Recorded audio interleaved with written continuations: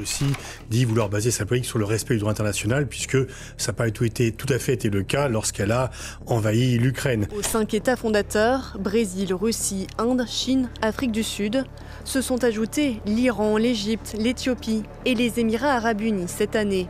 Я сомневаюсь, что он будет принимать такие решения, которые будут наносить вред самой американской экономике. Он человек не только умный, он прагматичный человек.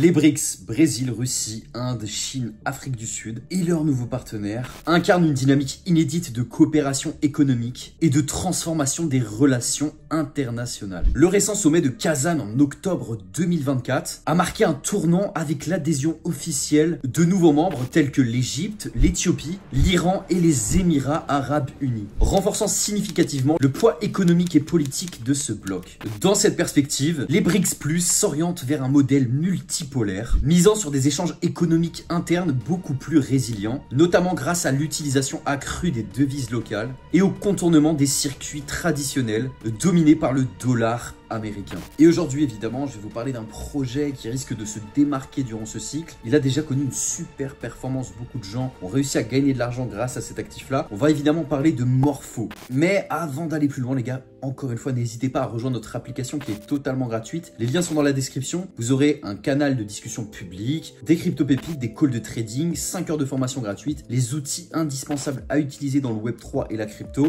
plein de ressources totalement gratuites. Tout est dans la description et vous pourrez aussi prendre 30 minutes de coaching avec moi ou un de mes associés pour qu'on puisse manager votre portefeuille durant ce cycle. De la meilleure des façons, encore une fois, il ne faut pas diluer son portefeuille n'importe comment. Il faut avoir des bons assets et sélectionner les bons projets dans les bons narratifs. On repasse directement à la vidéo. Alors, Morpho, qu'est-ce que c'est vulgairement? C'est un projet assez novateur qui repose sur les technologies de la finance décentralisée, autrement appelé la DeFi. Et je vous le dis sincèrement, il pourrait jouer un rôle clé pour la démocratisation de ce secteur-là en particulier. Déjà, en permettant les échanges directs entre devises locales via des mécanismes automatisés et sécurisés, Morpho pourrait favoriser la réduction des dépendances monétaires et renforcerait la souveraineté économique des pays membres. Par exemple, la Chine et la Russie, déjà impliquées dans des accords bilatéraux pour commercer en yuan et en rouble, pourraient potentiellement intégrer des outils comme Morpho pour fluidifier les transactions tout en minimisant les coûts liés aux intermédiaires. En parallèle, la création d'une bourse russo-asiatique, en discussion depuis plusieurs mois, pourrait s'appuyer sur les infrastructures de Morpho pour attirer des investisseurs locaux et internationaux en offrant un cadre transparent et efficace. Ce marché alternatif fournirait une plateforme où les capitaux des pays membres pourraient être mobilisés pour des projets stratégiques tout en renforçant la coopération économique au sein des BRICS+. Ces initiatives récentes illustrent clairement la volonté des BRICS de bâtir un système économique interne et solide, capable de rivaliser avec les institutions occidentales actuelles tout en intégrant des solutions modernes et inclusives. Et cette dynamique ambitieuse soulève une question majeure. Comment Morpho et les initiatives similaires peuvent-elles transformer les échanges économiques, tout en renforçant l'indépendance des BRICS dans un monde multipolaire? Alors, déjà pour mieux comprendre le monde de demain et toutes ces solutions, je vais rentrer un peu plus en profondeur dans le projet Morpho et on va commencer par parler de l'équipe du projet. Alors, Morpho a été fondé en 2021 par 4 personnes qui sont Vincent Danos, directeur de recherche au CNRS, c'est pas rien, Paul Frambeau et Mathis Delaunay, tous deux diplômés de Télécom et Merlin et également diplômés de Central Sup Elec, qui a développé une expertise notable dans le domaine des smart contracts. Et là, il va être important de se pencher un peu plus sur le parcours de Vincent Danos pour comprendre son implication et son expertise dans le projet. Alors, Vincent Danos, c'est un chercheur français de renom, spécialisé en systèmes complexes mathématiques appliquées et biologie computationnelle. Un beau chantier. Il a mené des travaux pionniers sur la modélisation des réseaux biologiques et les processus stochastiques. Passionné par les applications de la théorie des systèmes dans la blockchain, il a élargi son expertise aux mécanismes de gouvernance décentralisée et à l'optimisation algorithmique. C'est un sacré chantier quand même. En 2021, il a cofondé Morpho Labs, où il a appliqué toutes ses connaissances scientifiques pour pouvoir concevoir un protocole DeFi très novateur, combinant un modèle de pair à pair et efficacité des pools, visant à transformer les prêts décentralisés. Vous comprenez donc que Morpho est une DApp, une application décentralisée. Tout ça développé sur Ethereum, qui s'attelle à l'optimisation d'une primitive DeFi, en particulier la gestion de prêts décentralisés. Pour ceux qui me suivent qu'à travers ces ces vidéos-là, je vais vous expliquer rapidement pourquoi construire une DApp, donc une application décentralisée sur Ethereum, est particulièrement pertinent. Alors, dans le cas de Morpho, tout d'abord, Ethereum bénéficie d'une structure très robuste, vous savez, et largement éprouvée par des années de fonctionnement et de développement. Ensuite, c'est sur Ethereum que sont développés la plupart des smart contracts, et c'est sur ce réseau-là que se trouve la majorité des développeurs. Enfin, Ethereum, avec le temps, a développé l'EVM, donc l'Ethereum Virtual Machine, c'est-à-dire la compatibilité des smart contracts avec des chains extérieures. Techniquement, ce sont plutôt les blockchains extérieures qui choisissent d'être EVM compatibles ou non.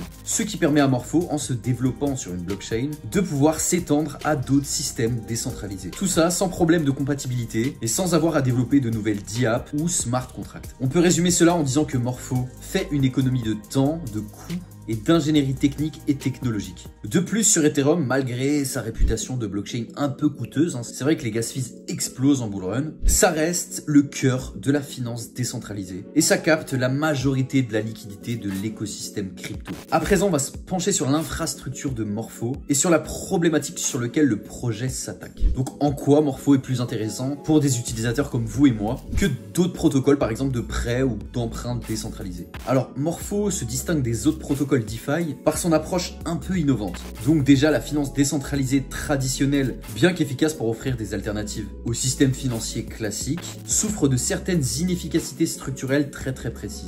Dans les protocoles classiques comme AAVE, vous connaissez sûrement, ou alors Compound, les taux d'intérêt pour les prêteurs sont souvent bien inférieurs à ceux facturés aux emprunteurs, en raison de l'utilisation d'un système de pool de liquidité. Donc tout ça, ça crée un écart qu'on appelle des spreads, qui réduit grandement le rendement pour les prêteurs, tout en augmentant les coûts pour les emprunteurs. Morpho répond à cette problématique en introduisant un modèle hybride qui combine le meilleur des deux mondes. Un système de matching pair à pair, P2P, on peut appeler ça, pour les utilisateurs compatibles et un fallback vers des pools existantes pour grandir la liquidité. Lorsque l'utilisateur prête ou emprunte via Morpho, le protocole recherche automatiquement une contrepartie pour optimiser les taux d'intérêt. Et alors, si aucun match n'est disponible, les fonds sont redirigés vers les pools sous-jacents comme AAVE ou Compound, assurant ainsi une utilisation continue et efficace du capital. Donc, ce modèle est rendu possible grâce à une infrastructure technique robuste reposant sur les smart contracts sur Ethereum. Et ces smart contracts permettent à Morpho d'automatiser les transactions et de garantir leur sécurité sans nécessité d'intermédiaire. Cette approche réduit les frais et maximise les bénéfices pour toutes les parties. De plus, le protocole intègre des oracles comme Chainlink pour garantir des prix fiables et précis, ce qui renforce sa crédibilité et sa sécurité. En pratique, et c'est très vrai, Morpho offre une expérience utilisateur optimisée. Pour les prêteurs, cela signifie que le rendement est plus compétitif car ils peuvent accéder à des taux d'intérêt plus élevés que ceux sur les autres protocoles traditionnels. Pour les emprunteurs, cela se traduit par des coûts d'emprunt réduits grâce à l'élimination de certaines inefficacités structurelles. Par exemple, si un emprunteur souhaite prêter à 4% et qu'un prêteur est prêt à prêter, ça fait beaucoup de prêts, à ce même taux, Morpho connecte directement ces deux mêmes utilisateurs. Ce type de flexibilité, c'est inédit dans la DeFi pour l'instant. Mais ce qui rend Morpho encore plus pertinent, c'est sa capacité à s'adapter aux besoins spécifiques des utilisateurs grâce à des marchés personnalisés et sans permission. Chaque utilisateur peut créer un marché pour un actif spécifique sans nécessiter de l'autorisation de la gouvernance, offrant ainsi une flexibilité accrue. Et ça ouvre la voie à une inclusion financière beaucoup plus large, où des actifs plus nichés ou encore émergents peuvent trouver leur place dans l'écosystème. Alors, Morpho, il se contente pas d'améliorer l'existant, il propose une vision très claire pour l'avenir de la finance décentralisée. Son infrastructure modulaire et sa compatibilité EVM permettent une expansion rapide sur toutes les autres blockchains. Cela signifie que, bien qu'il soit aujourd'hui déployé que sur Ethereum, le protocole peut facilement s'adapter à des environnements multi-chain, répondant ainsi aux besoins d'un écosystème de plus en plus diversifié. Donc pour conclure, Morpho représente bien plus qu'une simple innovation technique, c'est une réponse aux limites des protocoles actuels. Un outil pensé pour maximiser l'efficacité, réduire les coûts et offrir des opportunités accrues aux utilisateurs de la finance décentralisée. Dans un monde qui évolue vers un modèle multipolaire, où toutes les technologies blockchain commencent à jouer un rôle central, Morpho se positionne comme un acteur incontournable, capable de transformer non seulement la finance décentralisée, mais aussi les échanges économiques mondiaux. Que ce soit dans les BRICS Plus ou ailleurs, les technologies comme Morpho dessinent déjà les contours d'un futur de l'économie mondiale. Preuve en est la collaboration récente de Coinbase et Morpho, et ça, c'est pas rien si vous savez qui est Brian Armstrong. Donc vous pouvez dès à présent mettre en gage vos bitcoins sur Coinbase récupérer de l'USDC en échange et placer ces derniers dans une pool de liquidité pour bénéficier des rendements sur vos actifs. Et ça, c'est pas mal. Voilà les gars, c'est la fin de cette vidéo. Si vous avez bien aimé la vidéo, n'hésitez pas à me dire en commentaire, n'hésitez pas à liker, vous abonner, vous connaissez. Et puis comme d'habitude, si vous voulez nous rejoindre, tout est dans la description, l'appel de coaching, le lien de l'application. Moi, je vous dis ciao et à la prochaine vidéo les boss.